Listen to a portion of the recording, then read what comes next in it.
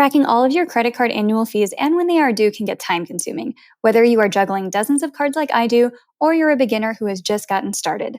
Luckily, the Travel Freely app keeps me organized by sending me an email reminder whenever one of my annual fees is coming up and automates all of the details for me. Check out the Travel Freely app by using the link in the show notes. The app is 100% free. Thank you to the Travel Freely app for partnering with us on this episode of the Geobreeze Travel Podcast.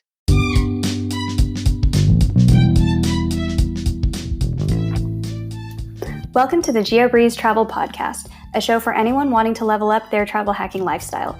I'm your host, Julia Menez. I'm a travel hacker, coach, speaker, Filipino-American ENTJ who loves solid travel gear and using shortcuts on spreadsheets. On this show, I'm on a mission to bring you travel hackers from all walks of life to help you level up your travel hacking game. We dive into credit cards, miles, points, strategy, mindset, and the secrets behind how to travel the world for next to no cost. So, let's get hacking. I know a lot of people that may not be seriously into the points game, but they're points curious, I guess we'll call it. And they just sit on points and it's all about the accumulation for them and having these big wallets full of points. Spend them. That's what they're there for. Like, we do this not to just build up a number. We do this for the free travel and the benefits of that. So I personally sat on a bank of hundreds of thousands of Southwest points when I used to be traveling. And I don't know, there was just something in me that I didn't want to spend them. I just wanted to pay cash so that I could make more points. But you quickly realize what's the point of it all if you're not enjoying the things you're earning. So I know people are the same way with money. They like to sit on tons of cash in their bank account and just watch the number go up. But you have to enjoy life sometimes. Hey there, points people. You just heard a clip from Ryan Horn of Profits and Points. Ryan is an enthusiast of all things personal finance, travel hacking, credit cards, investing, and helping others. He is based in Washington, D.C., and during the day, he works as a senior data analyst. In this episode, we talk about how to get started with points and miles, when is it worth it or not to get airline and hotel status, and lessons Ryan learned from starting an e-commerce business to earn points and money. There are so many ways to monetize this hobby or use your side gigs to earn more points and miles. These methods can include selling on Amazon, hosting on Airbnb, and more.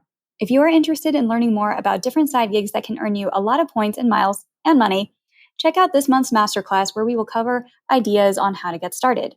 Sign up using the link in the show notes. And now, on with the show. Hey, Ryan, welcome to the GeoBreeze Travel Podcast. Hey, thank you so much for having me, Julia. It's good to be here. I've been a long-time listener, so I'm really excited to finally get to chat with you. I'm so excited to have you here today. So before we jump into all of your travel hacking knowledge, tell us a little bit about yourself. How did you get into the wonderful game of points and miles? Yeah, absolutely. So I'm a recent travel hacker. I've always been into personal finance. So a lot of what I do online is personal finance / travel hacking.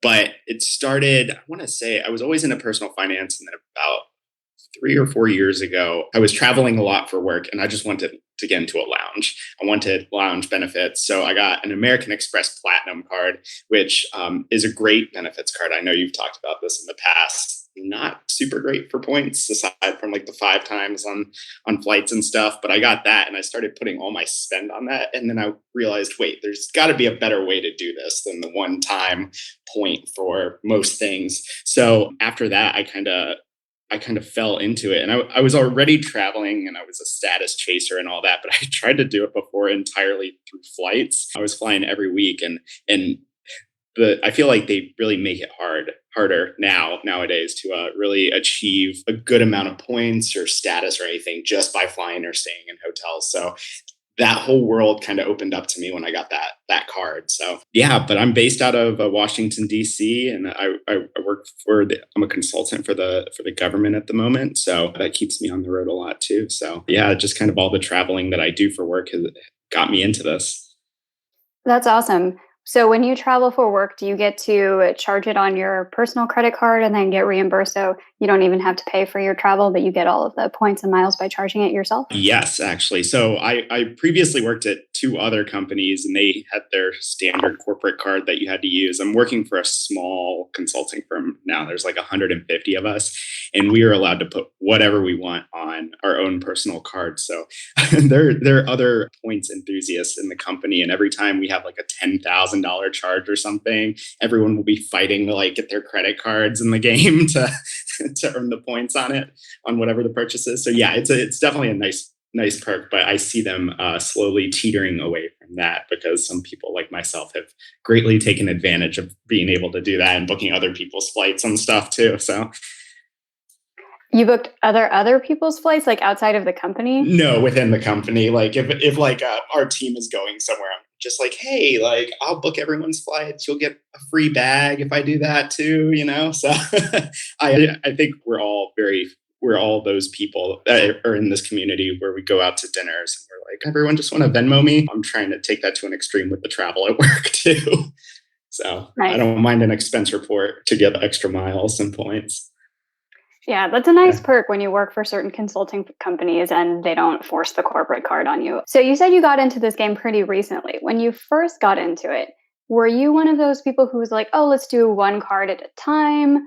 Or were you one of those, let's do 15 cards in the first year kind of people? Very much the one card at a time. And I still am like that. I wouldn't say I've ever churned for, I mean, I've taken advantage of welcome bonuses, but I'm not doing them back to back months. So yeah, I mean, I think my card arsenal is bigger, I would say, than your average person that just uses credit cards, but probably still smaller. I have like six cards at the moment than your average travel hacker, who I know some people have like 18, 19, 20. Yeah, yeah.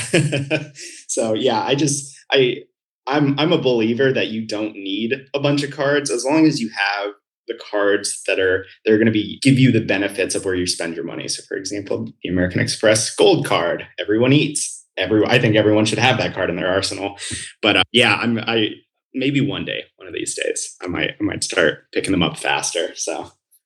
What are the 6 cards that you currently have in your arsenal? So I have Capital One Venture. I don't use it. That was just my first card, so I keep it for the credit score and all that. And also in Washington D.C., Capital One Arena, where we have basketball, hockey, all that. They have a special line there, so you can skip the security line if you have a Capital One card. I keep it solely for that. I don't ever put any spend on it. Oh, and sometimes I'll like buy snacks here because you get 10% off at that stadium too, snacks and stuff with that card. But other than that, I don't use it that much. American Express Platinum, which I love. It's my favorite card. I don't put any spend on it really, except for flights, but I love it, love it, love it. The American Express Gold, which as I said earlier, I think a lot of people agree everyone should have that because everyone eats. I have a Chase Sapphire Preferred. I have an Amazon card, and then my I like to people make fun of me because I'm not the best points hacker because sometimes I chase status over points,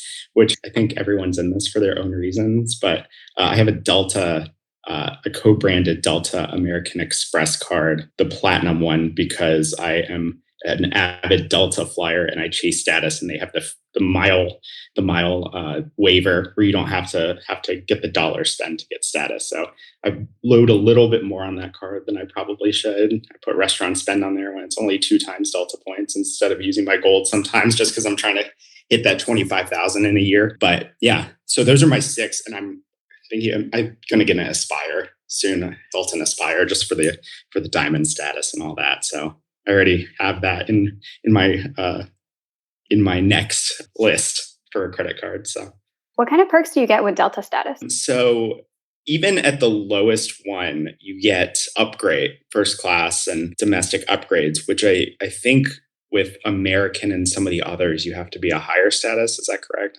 I'm not familiar, but from my understanding, they have the most generous upgrading policy, even for like lower tier. You get free baggage, Clear, which I don't know if you've ever used Clear. I love Clear because I get to skip the security line and even skip the pre-check people. They give you a discount on that. And I believe if you're a platinum Delta member, you just get it for free completely.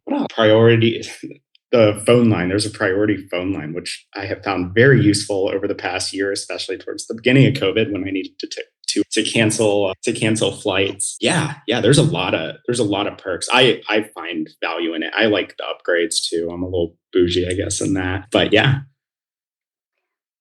What kinds of upgrades have you gotten in the past with this status on Delta? So I typically get an upgrade to their Comfort Plus, which is basically, I guess, on other airlines it's called Economy Plus or whatever. So it's just bigger seats closer to the front of the plane, free drinks, and if you're a platinum member, you actually get upgraded right away. But first class, I would say if I'm not flying through Atlanta or another Delta hub, I usually get first class upgrades too, depending on how full the plane is. So I know me and my girlfriend, we went to Kansas City a few months ago and we got upgraded on all our legs. And that was incredible both ways. So the person you book the flight with is eligible for upgrades as well if they're on the same reservation, which I think is another reason people at work are openly or letting me book their flights for them. So, because I just put them on my reservation. That's so cool. Yeah. Are you likely to get upgraded if you're booking for 4 or 5 people at the same time? I've actually never done it for 4 or 5 people. I've only ever done it with like one other person on Delta, anyways. I don't actually know what the rule there is. I think there may be a limit of one other passenger, but I'm sure it decreases your chances too if they do let you go beyond the one. But I'm not sure. That makes sense. Yeah. Is there a good Delta lounge in Washington, D.C.? There is. So I fly out of Reagan International, and there is a Delta lounge in that one.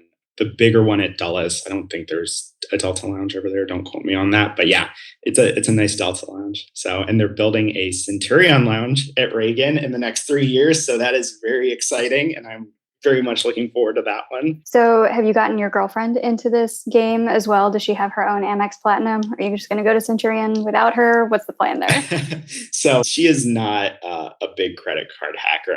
I want to get her, or a travel hacker rather. I want to get her into it more. Currently, she's just an authorized user on my Platinum because she doesn't care for much aside from the lounge access and the Delta lounges because that's primarily what we fly. So one of these days, I'm going to slowly indoctrinate her into this world ever so slowly. So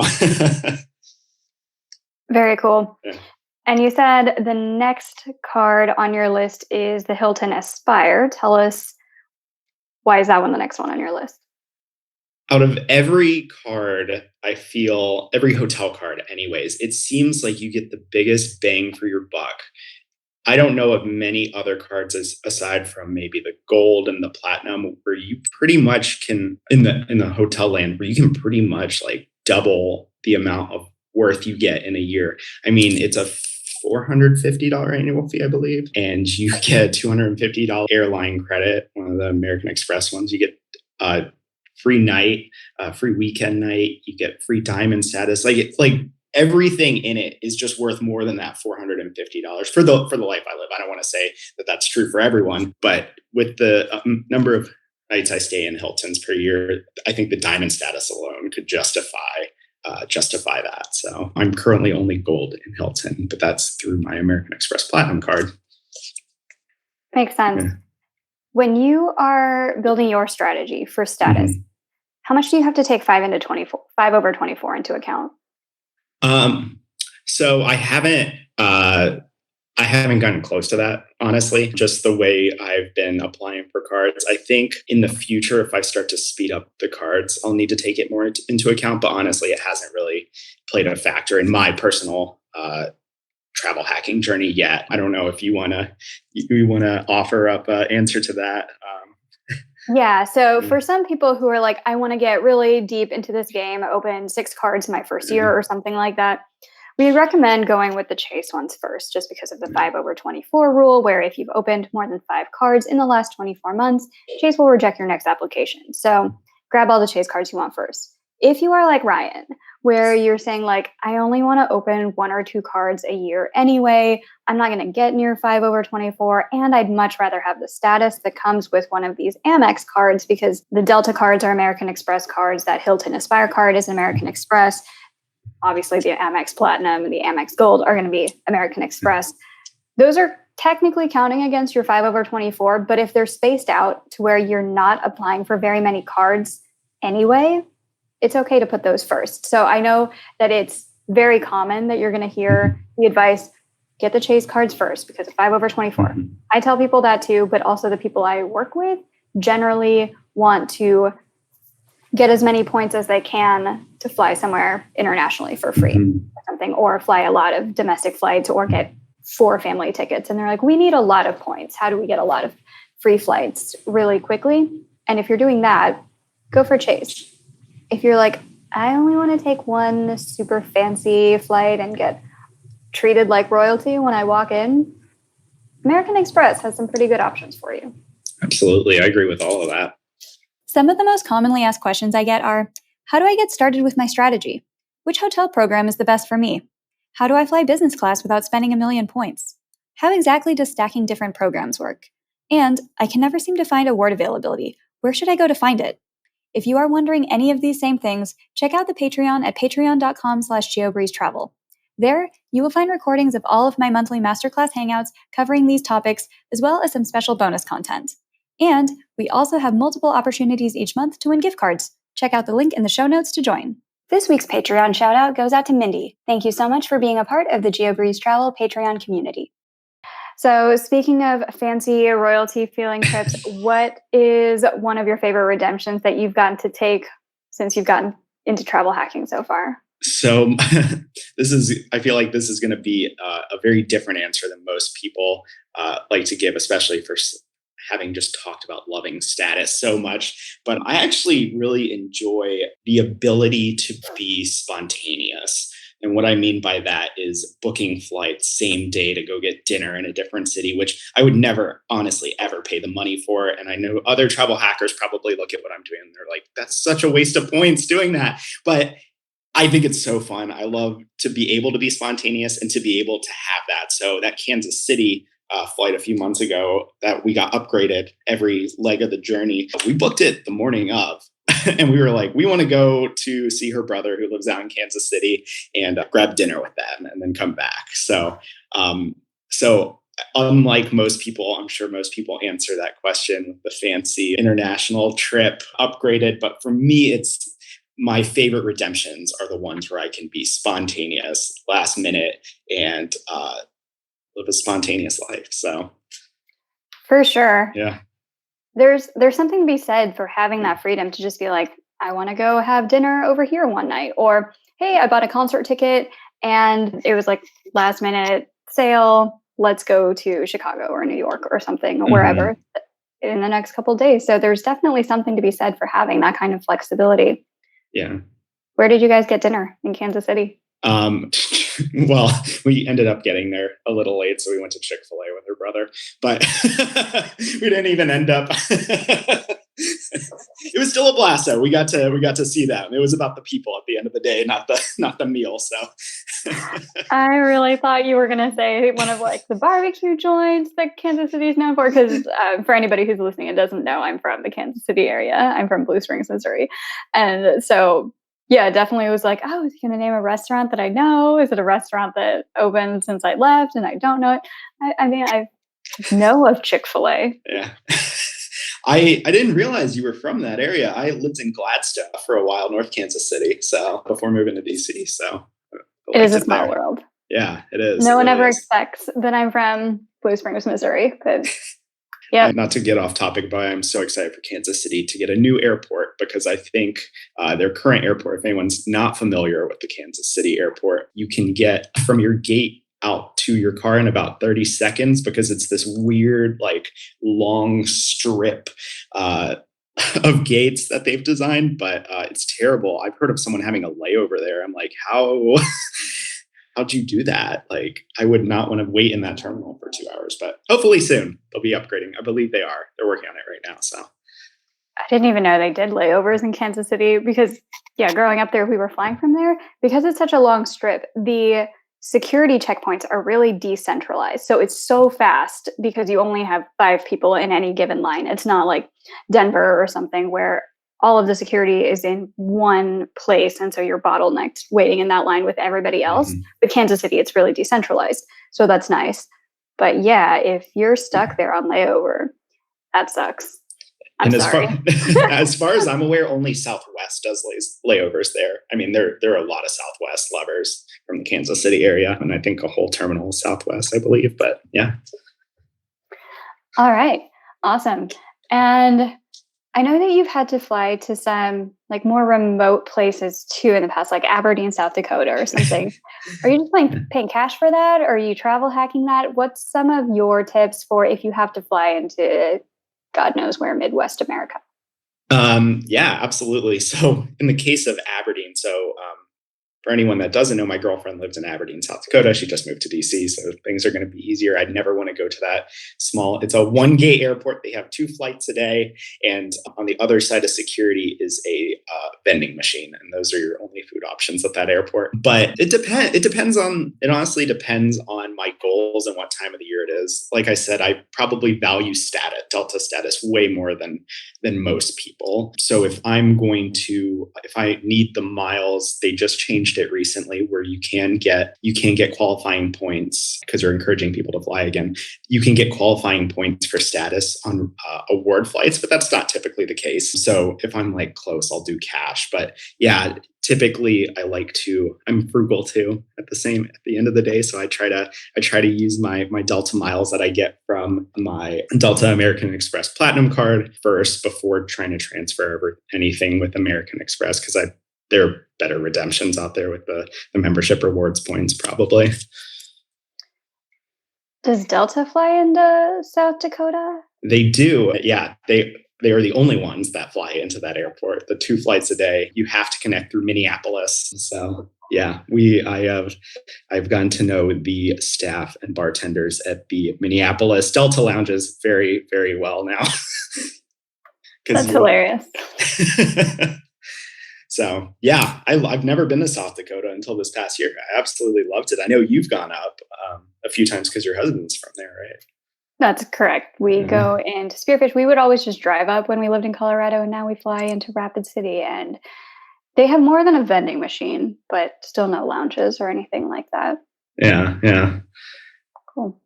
So any fun trips that you're planning for future with points miles, or is it always just going to be spontaneous? For work, we're just starting to see travel again. So I'm a big fan of extending those trips. A lot of my travel that I do for pleasure, if I'm flying out to LA for a week for work, I will just tack on an extra 4 days at the beginning or end of that.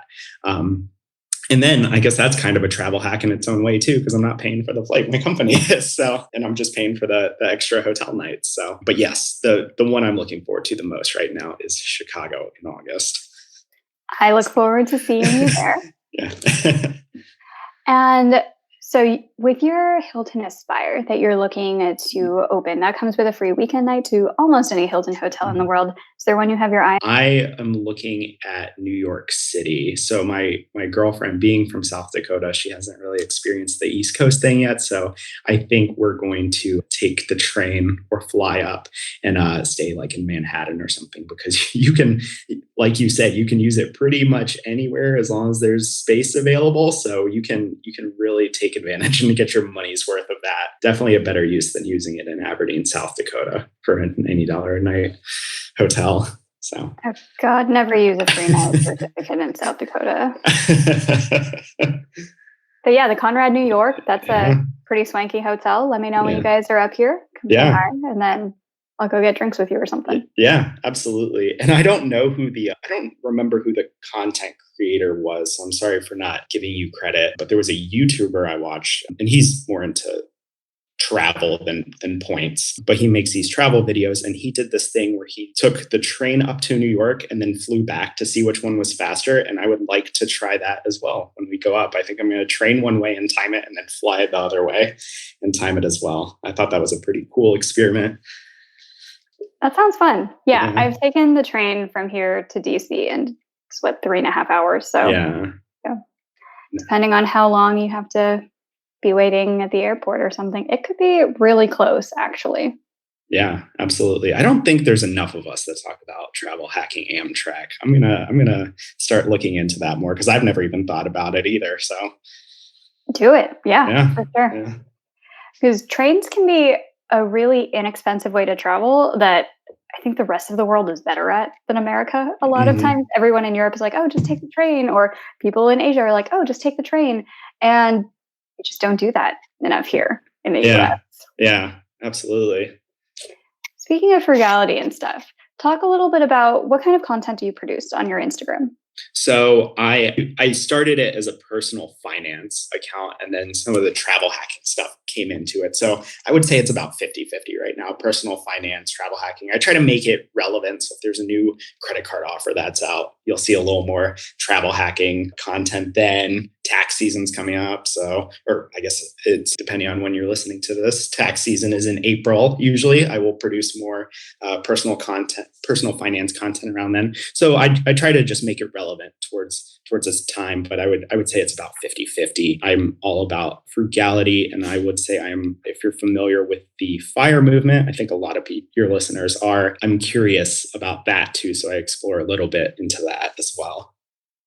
As far as retirement accounts or taxes or just budgeting, which piece of fire do you find most fascinating? I think just the idea that anyone can retire once they have a set amount. I think our society is very programmed to think 65, it's over, or then, where you can really retire whenever you want if you have that money and that cash flow to sustain you. Given people have different definitions of retirement too. I don't think I ever want to completely quit work no matter how much money I have. I think I get super bored super quickly. So yeah, I think that to me the freedom part of it is super fascinating. But I do delve into the taxes a little bit and the gears and pieces of it as well. In your semi retired life in the future, what do you think you would do to fill your optionally underemployed time? Um, I would probably take one of my side hustles and go full time with it. Recently, I've been really into e commerce, and I've been starting e-commerce stores. And I opened up a pet store back in January, and it failed miserably, but I had so much fun doing it, like every night, like watching my Google ads spend and all that. It was a blast. So doing something like that without yeah, A pet store where you were selling animals or like animal accessories? animal, specifically dog products, so toys and leashes and all that. So no, not actual animals. I was gonna have so many questions about like how do you track inventory? Like where are these dogs? If somebody just orders one on the internet, like how do you ship a puppy? There were gonna be a lot of follow-up questions. But okay, Yeah. like pet accessories store. Yeah, Okay. yes. And I'm looking to open up one right now, you selling travel goods. So our whole theme is going to be, I know a lot of us have been traveling during COVID, but there are a large part of the population has not been traveling for the past year. So selling products to get everyone back out there and back out into the world and make your travel safe and COVID free. That's awesome. Talk a little bit about the intersection between e-commerce and travel hacking. What kinds of like cool things can you do with just like getting a whole bunch of points and miles with inventory? Or is there anything else like that where you would say, oh, if you're into travel hacking, you should really look into e-commerce too, because Yeah, yeah, definitely big on the points. So I actually work with someone else. I've worked with someone else on both these e-commerce stores, and they have been gracious enough to let me use my credit cards on all the inventory, all the ad spend. I promised them I would treat them to flights and we would split the miles evenly. But yeah, it's the inventory, and I didn't realize how much advertising would cost until I got into this.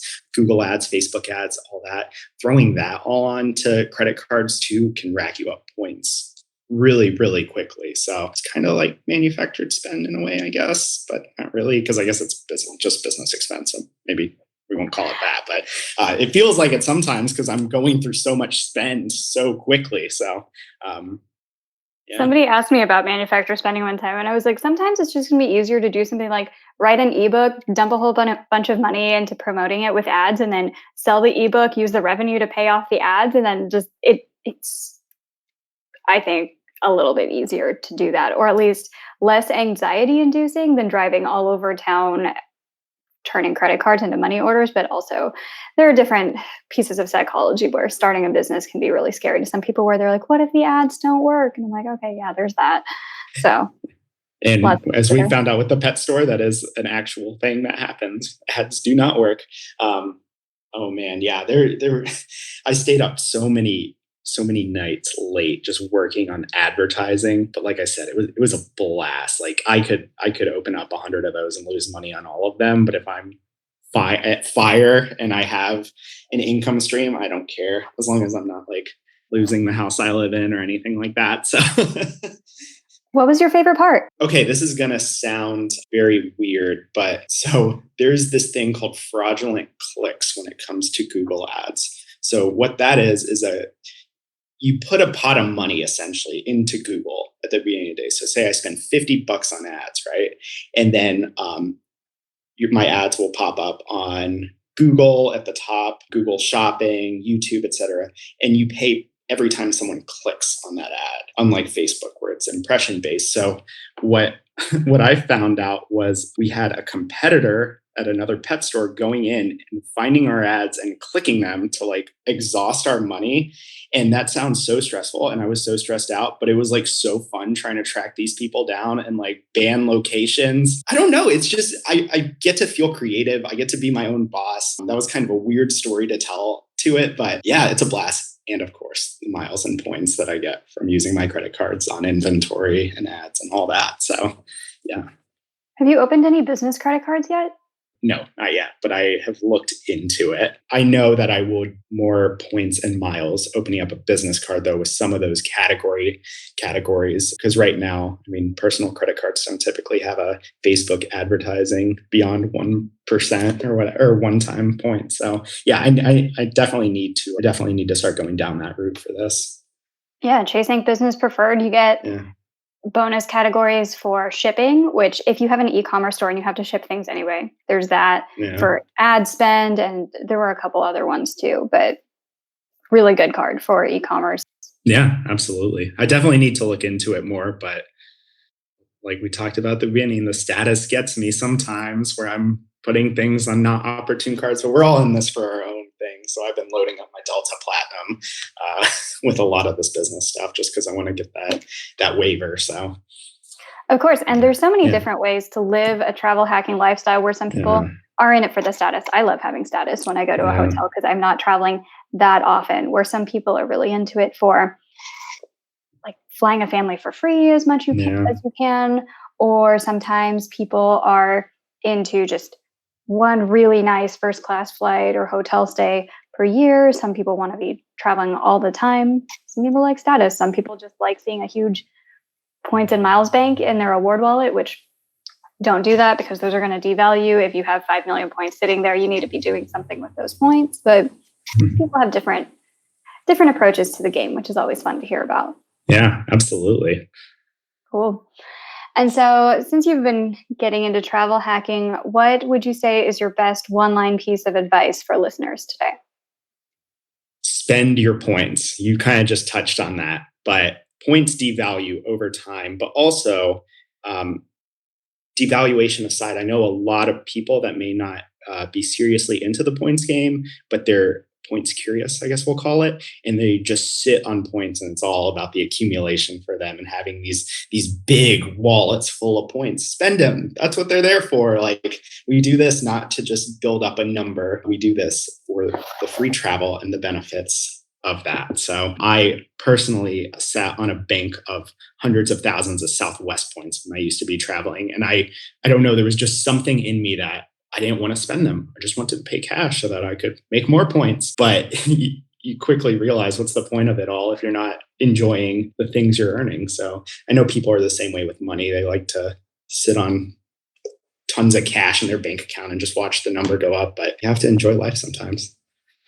Yeah, sometimes it's hard for people who are going from really frugal lifestyles into travel hacking because that concept of letting go of points and spending is just so orthogonal to everything that you believe when you're coming from a frugal lifestyle, where you're like, no, if you just like save your money and then put it into investments, then it'll grow over time. That does not happen with points and miles. Points basically just devalue over time. And it's almost like a concept of inflation, where one year a hotel might cost 10,000 points to stay there, but then the next year you suddenly need 15,000 points to stay at the same hotel. So it's always best to have quick cash flow or points flow in and out of your accounts. Earn your points quickly, spend them quickly, so that you avoid that devaluation, which I know is really, really hard if you're like us, where you come from kind of frugal backgrounds and you're like, I don't like spending things. I like having the points bank just in case a better deal comes up. But it's a different game than saving up for fire. Travel hacking is a completely different game. And I know that's sometimes a little bit difficult to play both games at the same time. Yeah, absolutely. 100%. I know someone who had about 500,000 Southwest points, and this was back when points expired too. And they lost them all just based off expiration. So you have to be careful about that too, if you're not spending your points or having any other activity that you'll lose them. Though I appreciate that most, especially airlines. Hotels aren't quite there yet, but airlines are kind of all moving towards your points never expire. So I do appreciate that. Get on board American Airlines if you're listening. Yeah, if your American airline points are about to expire, which happens if you have no activity in or out of your account for 18 months, something you can do is just go to the American Express shopping portal, buy something for $5 or the cheapest thing you can, so that you'll earn 2 points that get deposited into your account, and then suddenly you've had points activity, and that resets the clock on the 18-month time frame. So it's a quick hack if you're like, my points are going to expire, I have no travel planned, what am I going to do? Yeah. Go to the shopping portal. All the airlines have one. Which is pretty much, I never fly American, so I run into that every 18 months. So I'm just trying to preserve this pile of points in American. So I have no American Airlines points. All right. And one thing that we like to do on this podcast is give shout outs to other travel hackers that listeners should follow, because they have awesome travel hacking advice. Can you give a shout out to somebody who you think we should go check out? Eli Travel Guy on Instagram. He is also based out of the Washington, D.C. area, and he has he's a pretty awesome hacker when it comes to things. I've seen some of his redemptions are honestly very impressive. So definitely check him out. Awesome. And where can we find you on the internet? Yeah, absolutely. So you can find me at Profits and Points on Instagram. So also, I am on TikTok at Profits and Points, Facebook at Profits and Points, and I am on Twitter at Profits and Point, singular, because they didn't let me have that many characters in my thing. So many profits and 1 point. One single point if you go to Twitter. Sounds good. All right. Well, thank you, Ryan, so much for coming to speak with us today. It was so cool getting to hear about chasing status, and then also e-commerce, and how that can be such a great opportunity for anybody who's looking to really increase their points and miles without increasing their budget. Start a side business, have something with a lot of inventory where you have high expenses and high revenue to cover it. Absolutely. Thank you for having me. It's been fun.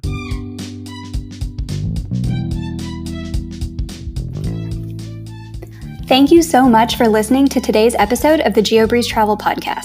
If any of the cards mentioned in today's episode piqued your interest, please check out the links in the show notes for more information on any of the cards. Also, if you apply for a card using the links on that page, I may receive a commission too, so please and thank you. P.S. I hear the links work better in Internet Explorer or Safari, and sometimes the credit card applications tend to glitch out in Chrome. Additionally, it would mean the world to me if you could subscribe to this podcast, leave a 5-star review, and share it with a friend. And if you would like to make even more travel hacking friends, please sign up for the Patreon to access our monthly masterclass hangouts. We dive deep into a particular points program each month, and you'll get to ask all of your travel hacking questions and enjoy being around other people who enjoy points and miles just as much as you and I do. If you would like an invite to the next one, head over to geobreezetravel.com/hangouts to sign up to be on the invite list. Take care and happy travels!